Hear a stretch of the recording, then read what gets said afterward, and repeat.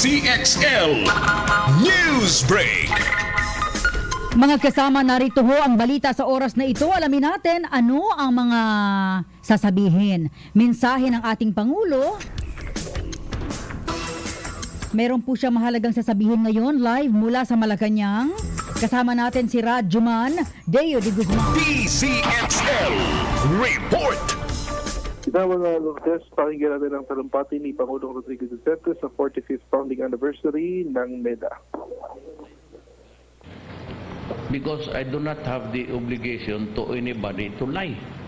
So why should I lie and keep on lying to cover the lie? So, sa nanay ko marami, pero sa tao, kaya sabi ko kanina, nanay ko marami, pero sa tao, usapan kasi. Kaya sabi ko kanina, nagmamadali ako, ang usapan kasi, there will be a simultaneous destruction of the imported luxury cars in Davao, Cebu, and Manila. Late na kasi ako, so umila ako ng gatas. Tapos may naamoy ako na, ito bang amoy na yan pare sa amin o sa inyo? Oh. Kasi ko, ilang beses ninyo narinig ako mag-speech. Total, alam namin yung ginagawa ko. I, like you, we are all workers of government. No special significance is attached by just placing this officials of government. We are all workers of government and we work for the people. Kaya nung si Bato, tinawagan ko last week, sabi ko, you place there another notice sa casinos lahat na workers of government are not allowed inside casino. That is not my rule. That was the rule of Marcos, which I think is appropriately also suited for all times. So nilagyan ko, sabi ko, lagay mo lang dyan, workers of government. Sabi pa to nito, Bato, palimba sa police. Sabi niya, yung official, sir. Putang. Kaya lumalaki ang mga ulo niyang yawa na. Official. Tayong lahat trabahante sa gobyerno. So, well, I expect everybody to just honor it. I said, it's not my rule. It's Marcos's era. But it would be good as any other time to remind you that it does not look good. So,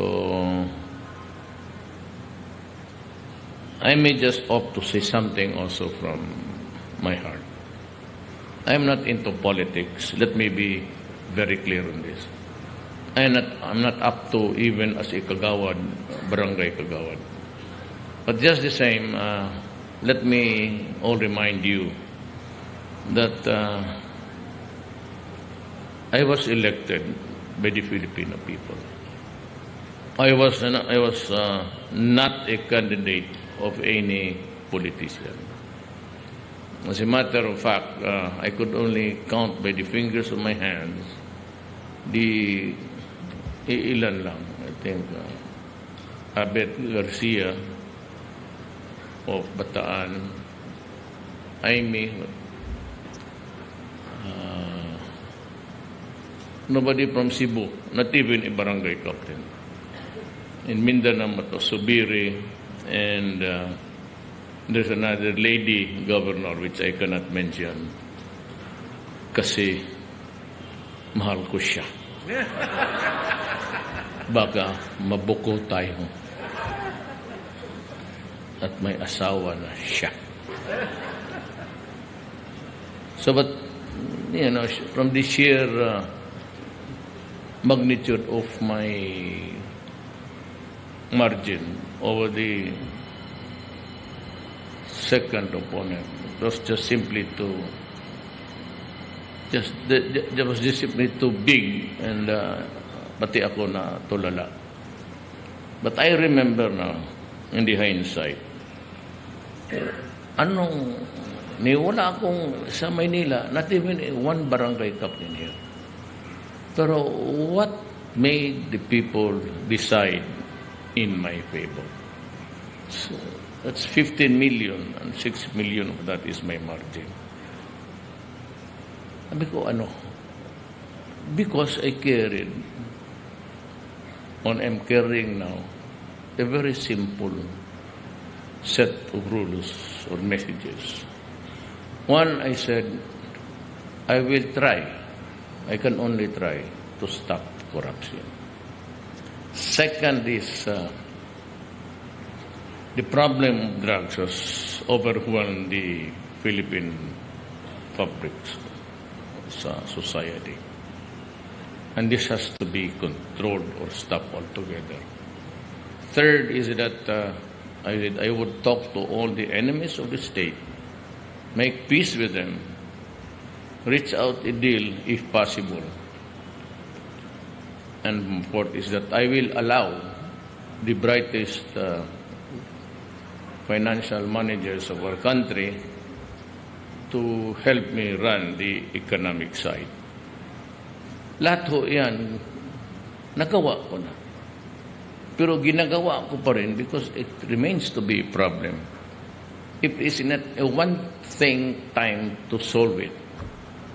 Corruption remains, and it will be even beyond my time. Drugs still abound. By tunelada na dito. At, itong mga human rights, they know. Hindi naman, every afternoon, tignan mo sa TV Patrol. Lahat yan. Puro araw-araw, 7-8 cases of killing, raping a 6-month-old baby, killing the entire family. And that was the rule of the past, even at a bigger scale, before I became president. Now, I would tell you that there was this promise which turned out to be a nightmare, a fiasco. Well, because when I was mayor, I made the promise. Ang mindset ko was Davao. And maybe naivete had something to do with that also. Sabi ko, in 6 months' time, I will solve the problem of drugs. But that was based on the factual situation in Davao. Numbers and all. But when I became president, nakita ko yung magnitude, the dimension of the contamination, at it ran into millions.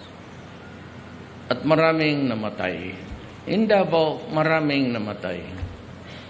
Itong stupid na human rights.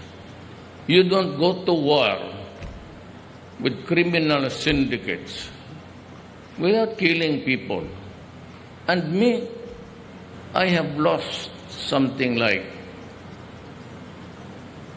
300 ever since we started or I embarked on it, including the losses in Marawi. You remember, I'm just trying to tell you straight. Kayong mga Moro, wag kayong do not get mad at me. Pareho tayo. Pareho tayo. Ang nanay ko nga, anak ng Maranao. Hindi ko alam ganyang galang, including generals. So I thought that I made the correct projections. But to my horror, pati mga generals ng police. So I said, including the customs people. So I was fighting the front here at my back. The customs people were also corrupt. They were also in cahoots with the others, importing druga. So by tonelada. And there are ships in the international waters, old ships, junk, the cooking shabu.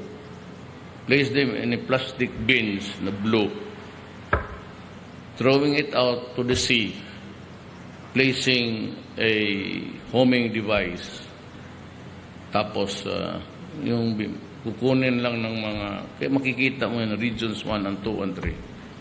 It's all awash with plastic bins. Shabu yan. And shabu remains to be a number one problem. Remember that I did not declare shabu as a national security threat. It was Arroyo who did it. Inadapt ko na lang kasi sa mga panahon ko, I'm not trying to attribute anything to the past presidents. Sabi ko sa panahon ko, sabi ko noong sa mayor ako, when I said,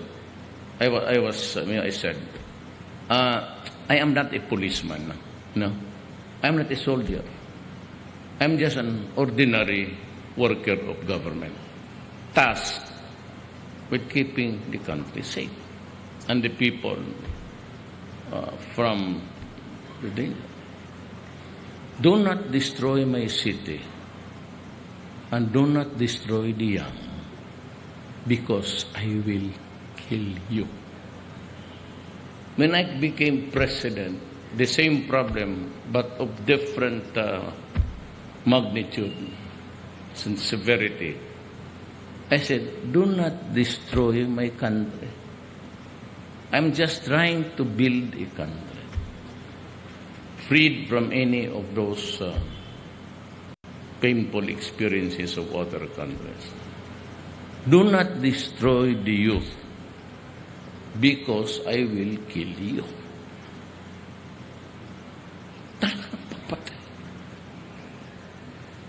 And the human rights, kiniklip nila yan dyan, they're hanging to that. Destroy my country. Now, tell me what is wrong when a leader says, I will kill you if you destroy my country. Anong mali dyan? Sisirain mo ang bayan ko, bubuhayin kita. Dreaming ka. And these human rights people are attributing, because my orders to the police and military was really very simple. It's a national security threat. Go after the organized crimes. Destroy the apparatus. And destroy the people behind it. What does it mean? Simply means that if you have to die, you will die. Yan ang order ko. Simple as that. Corruption. Bakit? Hindi naman yung bata. Kaya sinira ko lang yung mga kotse. Ay, never ending yan eh. No president has done that. Pero sa panahon ko, I may have a different... ang problema kasi sa akin is, there was never a paradigm shift from being a local mayor, local ng pan-local, to being the President of the Republic of the Philippines. Ang bunganga ko, pati yung mindset ko, is all about mayorship. I look at the Philippines as a city, with all the attendant problems of a country and city, almost similar. At ang bunganga ko, bastos daw. Totoo yan. Bastos talaga ako. Wala akong breeding. Wala akong, hindi naman ako manok na binibreed doon sa amin eh. Pinalaki lang ako ng nanay ko ng ano. At sabi, Togadi here is our class valedictorian sa law school.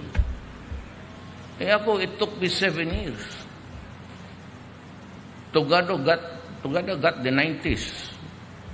Yung mga 70, 75, 77, amin yun. We were never groomed to be a top-notcher.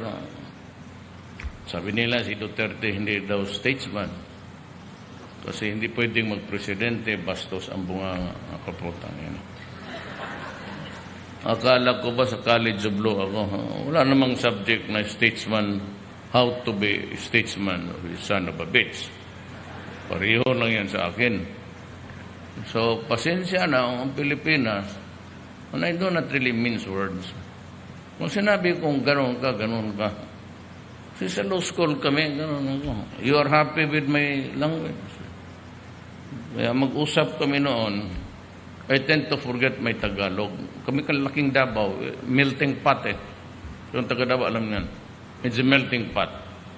So nakakaintindi ako ng Ilocano, nakakapagsalita ako ng daw ng Ilonggo, ng damo sa Davao ah. Nakakapagsalita ko, pati yung intonation. Nakakaintindi ako ng Tagalog, pero itong minsan Tagalog, may nagtatagalog ako, tapos hinahanap ko, ano kang Tagalog, ditong putang ng ano nito. Ganon, sinaw. Kasi yung mga flashy car, sinaw. Kanina, namutang ina, yan, may media. Sabi ko masyadong sinaw yung kutse kasi, mga sports car eh. Sabi ko, sinaw. Ano ang Tagalog ditong putang inang sinaw na ito? Sabi nila, ano ganyan? Ano yung Tagalog? Makintab. Ang problema kasi nito ang mga Tagalog, ayaw matuto magbisaya. Hindi niya ako naintindihan, problema ninyo yan, hindi ko problema yan. Masabi ko kanina, sinaw. Sinaw in Visayan is makintab. So yan, magprangkahan na lang tayo. Treat me as just a worker. Wala naman akong ambisyon na magpasyal-pasyal. I hate to travel, really. I've been invited by the EU. Isa pa rin yung mga gago dyan, isang organization. Mismo si TAS, the Commission and the Council, invited me to Brazil. So, for what? Kung tingin ninyo sa akin gano'n noon, why change your assessment of my persona? So what am I supposed to go there? Ask me question. Insultuhin ninyo, ay putahin ko kayo lahat doon. Huwag mong galit. Hindi ako kaya ng ibang presidente na pwede mo lang, bahala kayo dyan. Trump has a standing invitation. So sabi ng dalawang senador doon, if that Duterte comes here, we will lead the protest. You know guys, you are too presumptuous. Whoever told you that magpunta ako dyan sa lugar nila? Ano makuha ko dyan? Ano makita ko? Girls?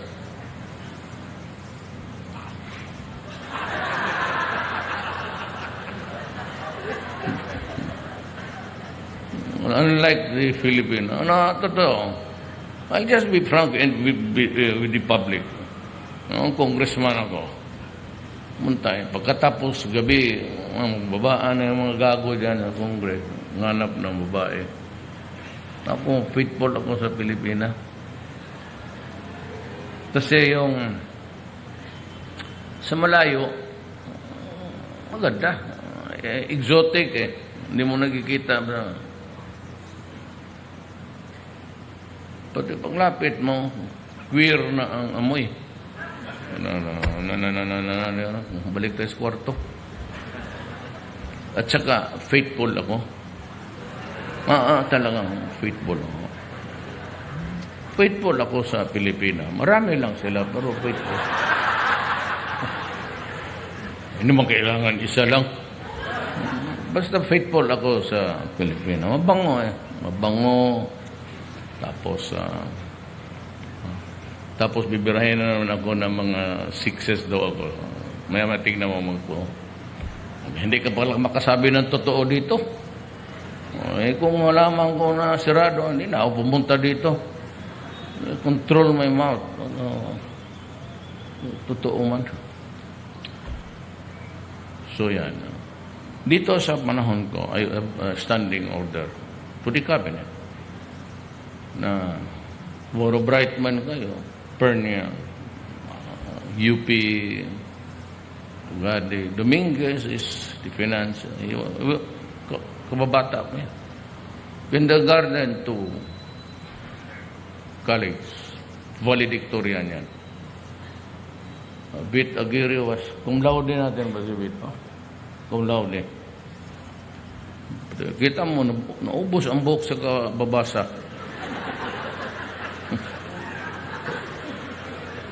Sinabi ko sa kanya, huwag mong sobrahan. Kita mo, tupi na. Lahat yan. Si Lorenzana, Defense Secretary. Sabi ni Kibuloy, yun, the evangelist guy on TV. Taga-pikit yan sila, Cotabato. They're Ilocanos, but Mindanao yan sila. Yung Ilonggo ko, tunong Ilonggo na ano yan, Cotabato. Puro valedictorian yan sila. Bantay ka dyan kay Pinyol, valedictorian yan. May punto lang na ano, lente when I talk in English, may araw. Pero it's perfect English. Valedictorian yan. May regional tuwang. Pero puro bright yan. Kaya I am sad and I am happy. I am happy that I've been able to gather all the good men, honest men, they're about to work for government. Kami sabay-sabay.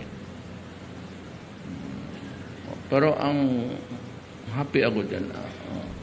Sad lang ako kasi nakikita kong itong mga bright sila. Utusan ko lang. Ako yung 75,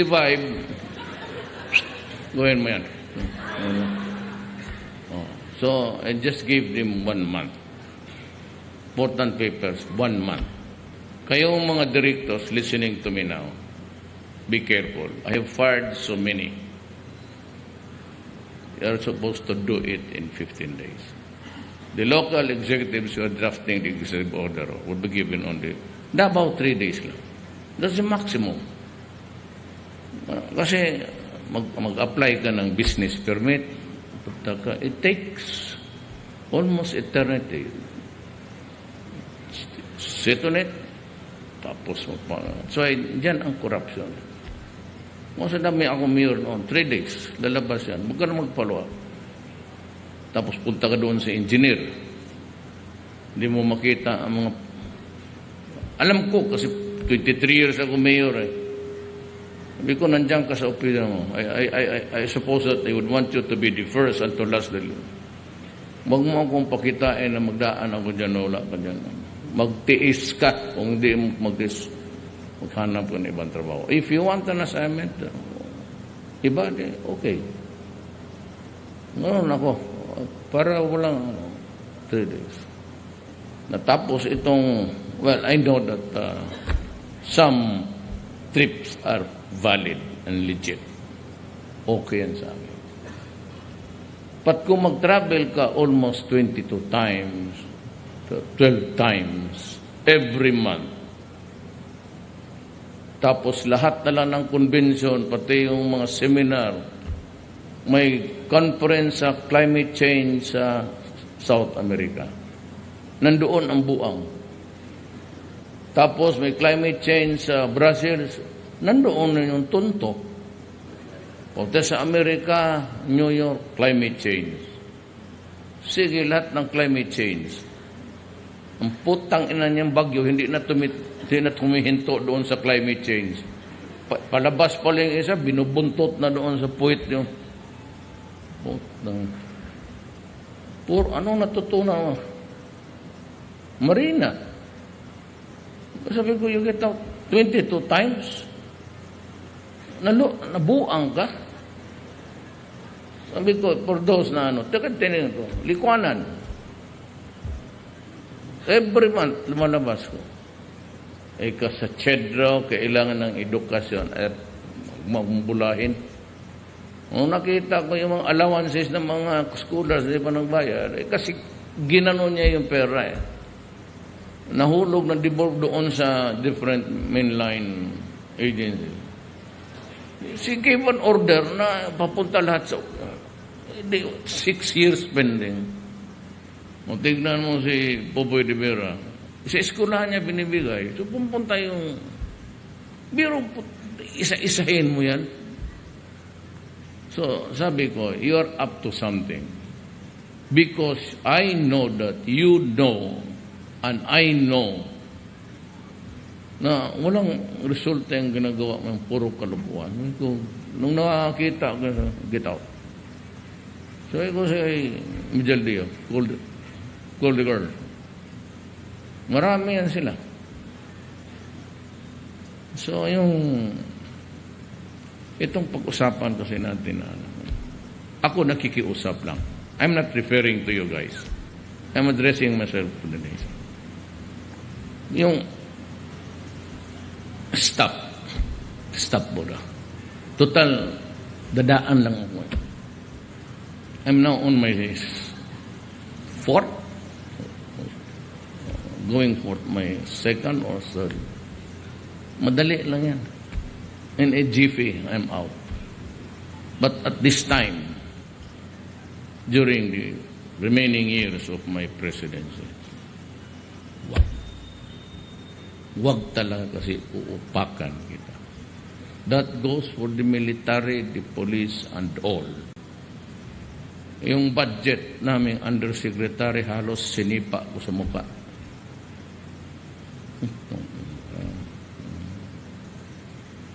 Just fired him. Yung undersecretary ni Juk. Ang style lang walang hiya, putang ina niya. Ikaw, direktor ka. Direktor din. Kulang ka ng pera.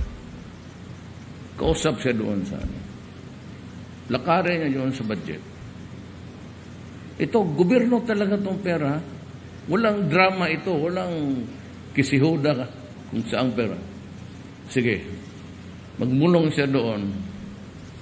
If you want to add that is something out of the budget or out of even of the GAA, and there are some unexpected expenses, and you want to perform, you need the money, you just call this guy because he has another guy, runner niya. He gets the money for you, approval, but you give him something in return. Yan. Pati ako pinipirito na kami na sarili namin magtika. Kaya tinatawa ko, ginanong ko talaga sa mukha. Pati dito ginawa mo. Hindi na bala yung importation tapos kumita ka sobra-sobra or procurement. That is why ang procurement. Hindi ako maniwala sa kuha. And somebody in Congress also spoke against it. Hindi maniwala sa kanila. Because alam ninyo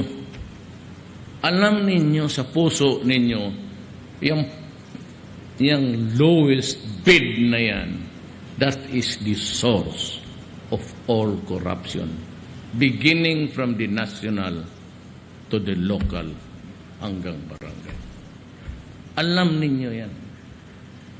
So yung lowest bid, pag sinabi bakit ang quality, lowest bid there are groups of umiikot lang yan sa mga probinsya. Yung mga asawa ninyo, mag-golf kami sa Bukidnon, sa may bala. Bantay ka, may dalang babae yan. Abangan ninyo, patay na lang ninyo. Piramin ko kayo ng baril. Yung mga asawa ninyo, kung ganon, hindi kayo. Sa camera. Mag-ano lang, they go around, nakikiano kung may bidding ba dito. Grupo yan. At dadive yan, ang isa. Magsingit, magdadive yan uli. Kung may magsingit pa, dive diretso. Hanggang mag-surrender kasi hindi na kaya. 100 million. May magdive yan ng 60, 70. Ilan naman ang always mga 5%. Ito magdive. Tapos bayaran ang gobernador, mayor, Malacanang, engineer, pati barangay captain. Hindi ko malaman kung bakit kasali sa bigayan. He has to sign the documents sa completion of projects. Marami nang niluto na barbecue, malakas na masyadong amoy. Wala pa akong kain, totoo lang. Baon ko, kinili lang. O yan. So tayo, turnkey. Mega project, hindi na ako mag-imbita. I'll just call Konsonghe. Of course, it will also deny the small ones of making it life more easier for his family. But kasi ganun, sanay gusto kong tumulong na medyo angat lang ng konti. In the process, yung baka, it might just add to the middle class, growth of the middle class. Pero kung kasi gano'n, no, so, turnkey ka. O how much pa? Gawin mo, according to spec. Gawin mo talaga, kasi pag umalis ka dyan sa not to my liking, and then I will not pay you. So, kung ikaw yung magtrabaho, bakit mo bastusin mo yung project mo para hindi ka mabayaran? Eh, mga milyon yan. Kaya ito malalaki, sabi ko, huwag na yung maliliit kasi corruption lang ang lalabasan dyan. Na ito ngayon sabihin, paano yung lowest bid? Swiss challenge na lang, kung gusto mo. Tingko to Swiss challenge. Yan ang mabibigat. Pati dito sa baba, I don't know, but COA seems to be adamant on it. But I'm telling the Congress, I will not follow you. Huwag kagulo tayo magbahala. Magdemanda kayo. Total, sabay-sabay lang sila sa human rights. Magpakulong ako. Yung human rights, baski International Court of Justice, bigyan lang niya, saan niya ako i-detain? What prison, federal facility? Just to make sure that the rules are followed. Number one is the conjugal visits must be honored. At saka yung conjugal visits, hindi lang dapat isa ang allowed. Malundli man yung iba, di siyempre, kung nasa Amerika, kung nasayaan ninyo. Itong akin, mga 4 siguro. Ito. Yung mga 6s dyan sabihin, totoo yan. Kailangan ng katawan yan. In the presidential debate, I was asked, Mr. Duterte, marami ka raw extra flings, marital indiscretion. Anong sagot ko kay Luchi? Sabi ko, ma'am, biology lang yan. Sabi ko, bakit ikaw? So, sabi, bakit ikaw? Wala kang biology?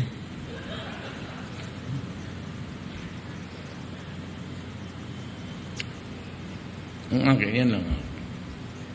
Just stop. Now, I was in Davao last week. Stayed there for so many days. And there was a JICA assistance. Binigyan nila ang Davao ng Montero police car. Kapag-swerte ng mga pulis. Ako sa totoo, ma'am, kita ka Davao. Sabihan niyo sa kanila, pick up lang ako. 1988, naging mayor ako, pick up ako. Hanggang ngayon, pick up lang ako. Itong mga pulis, tangina Montero, luxury cars. Kaya nandoon ako, nandyan yung JICA. I remembered, kasi hindi ako, ayaw ko yung barat eh. Pag magbili ako ng kotse, Isuzu or Hilux, Toyota. Kaya yung mga police cars ko na binili ko, when I was on my 5th year as mayor, nandiyan pa. Ngayon, dagdagan. Pero I said something there that, kasi nagbili ako minsan, ulit ko lang ito, yan ang sinabi ko sa custom. Hilux, yung first delivery was 10 units.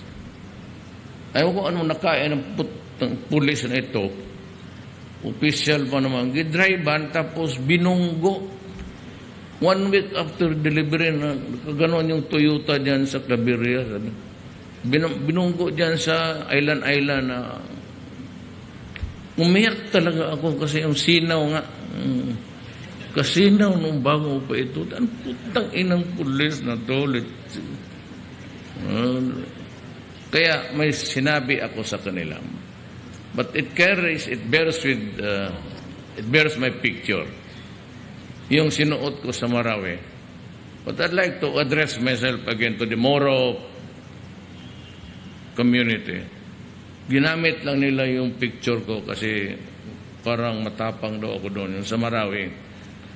Pero I was talking about corruption, about fixing cases.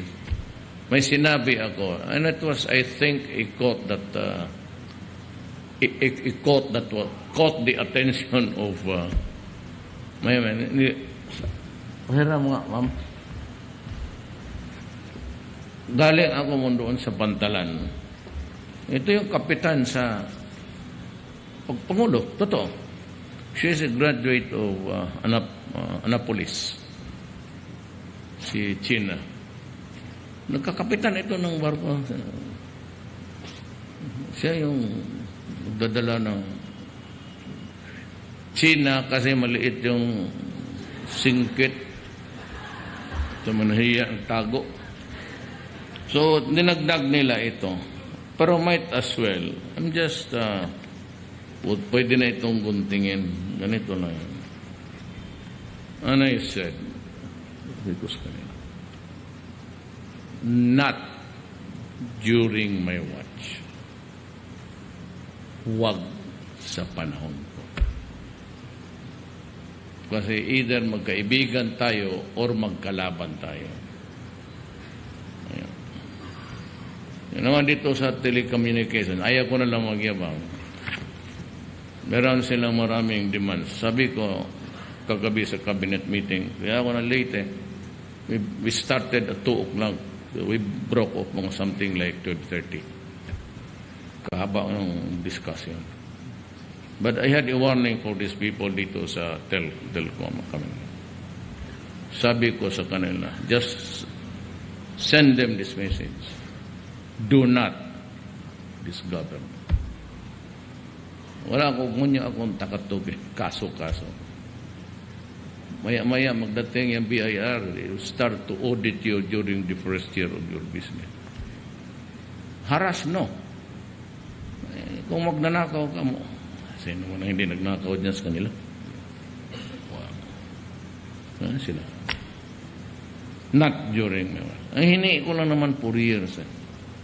But kung magkakaroon tayo ng magandang ekonomiya, kayo, alam ninyo na we are moving a little bit faster, but not that much. But I will try to, if we make it big in the succeeding year, then maybe. So yun lang ang mensahe ko sa inyo.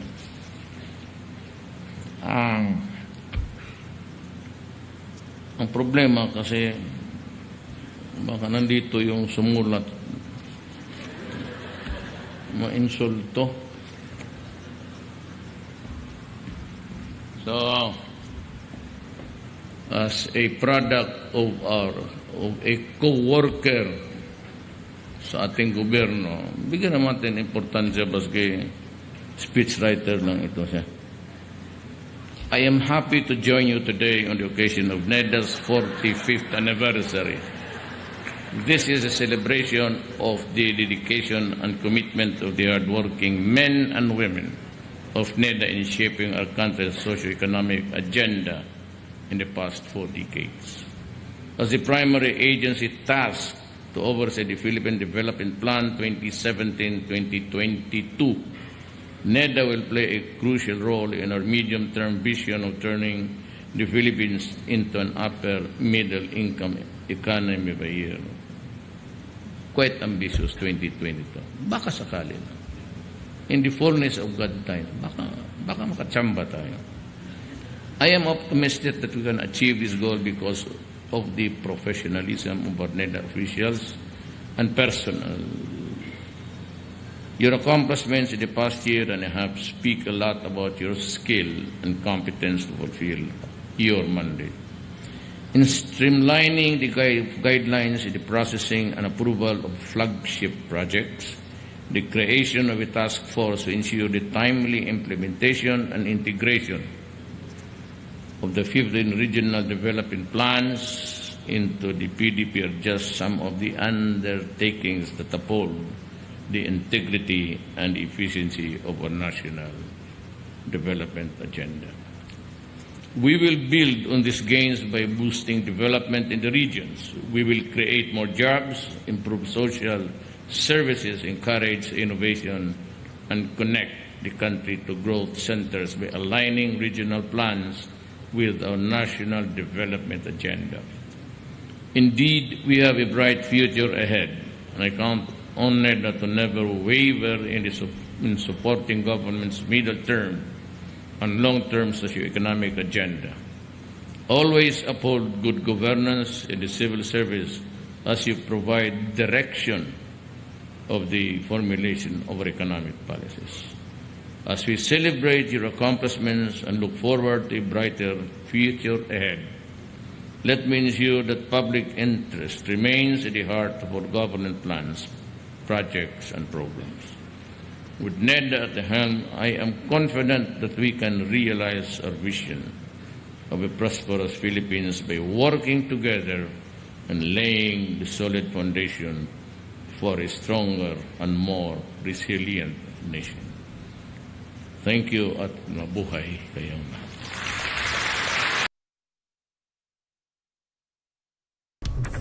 Yan nga ang talumpati ni Pangulong Rodrigo Duterte sa 45th anniversary ng National Economic Development Authority o NEDA na ginaganap ngayon sa Ortigas sa Pasig City. Nung ipinilala ni Pangulong Duterte sa mga pwedeng gobyerno, bawal ang pagpunta ng mga taga-gobyerno sa mga kasino.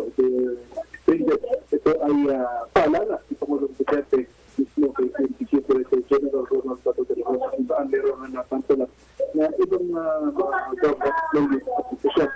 Inaasahan ni Pangulong Duterte na susunod ang lahat ng kasyado ng gobyerno dito sa kautosan ito. Dahil ito naman ay nakapanood sa ating patasan.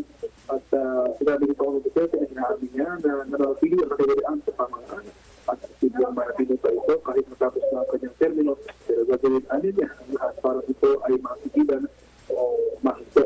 Namin ni Pangulong Duterte na nung tumatakbo siya sa pagkapangulo ay hindi niya alam ang uri ng sitwasyon o paklo ng iligal na droga sa bansa, pero nakitaan niya nawak nito na maupo siya sa posisyon. Ito ang dahilan niya kung bakit sinabi niya na buong termino niya ay pagpupulo niya ng pansin ang paglapag sa iligal na droga. Namin ni Pangulong Duterte na may standing invitation sa US President Donald Trump para siya ay bumisita sa Estados Unidos ng Amerika, pero wala naman sinabi si Pangulong Duterte kung itong invitation na ito ay napagdating niya siya ay pupunta sa USA. Standing order area ng kanyang mga gabinete na huwag gumawa ng anumang katiwalian dahil marami na siyang feedback sa pamahalaan. Palalo sa Pangulong Duterte na dapat ay maging mabilis ang lahat ng traffic processes at ito ay tatagalan ng hindi katagal ng 15 araw dahil dito sa mga local government units at 30 araw naman para sa national process. Tulad niya ng isang undersecretary ng Department of Public Management, ang pinapapatulan ni Pangulong Duterte dito ay si dating DBM Undersecretary Gertrudo de Leon na kanyang sinibak dahil sa corruption issue. Sinabi ni Pangulong Duterte na hindi siya susunod sa lowest bid rule ng procurement law dahil ito ang kanyang kapagat ng kapilian sa pamahalaan at hanap-an ito ng mga opisyal ng gobyerno. Binigyan pa ni Pangulong Duterte na kung gustong gumawa ng kapilian ng mga gobyerno ay huwag sa kanyang panahon dahil hindi talaga siya makapapayag. Sa prepared speech naman ni Pangulong Duterte, ibinasa niya bago siya matapos ay pinuri naman ito ang National Economic Development Authority o ang NEDA dahil sa mga nagawa nito para sa pagpapaganda ng ekonomiya ng bansa. Tumaas ang Pangulo na marami pang magagawa ang NEDA para magkaroon ng maraming economic activities na sa naman nagbibigay ng maraming trabaho para sa mga Pilipino. Tumaasaan siya na magiging maayos ang pagpapatupad ang economic agenda ng kanyang administrasyon. Pinili naman ni Pangulong Duterte na lahat ng mga proyekto ng pamahalaan ay pangunahing isinasaan ng alam ay ang kapakanan ng mamamayan. So yan ang naging talupati ni Pangulong Duterte sa kanyang pagdalo sa 45th anniversary National Economic Development Authority o NEDA sa Ortigas sa Pasig City. Yan muna mga balita mula naman dito sa Palasyo ng Malacanang. Radyo ng David Guzman ng Dzxl 5 sa RMN. Maraming salamat, Radyo Mandeo de Guzman, at yung mga babala ng ating Pangulo, ulitin natin, sa mga kawani ng pamahalaan, kuidaw ho kayo. Huwag ho naman kayong parang nanalo sa loto na sa lahat po ng conferences at trainings ay pinupuntahan, gastos, pera ho ng taong bayan. Kahit na hindi gastos ng taong bayan, ayaw ho ng Pangulo ng ganon, sabi niya kanina. At kasabay ho niyan yung mga korupsyon sa kanyang pamunuan. At isa sa kanyang kinumpirma, yung pera sa Dzxl na sinasabing mukhang nagalaw nito nga si Dzxl head former Patricia Licuanan, na dahilan kaya po pinagbitiw niya ito sa pwesto. Mukhang nagkaroon ng problema sa pondo sa Dzxl, yun ang sinasabi niya kanina.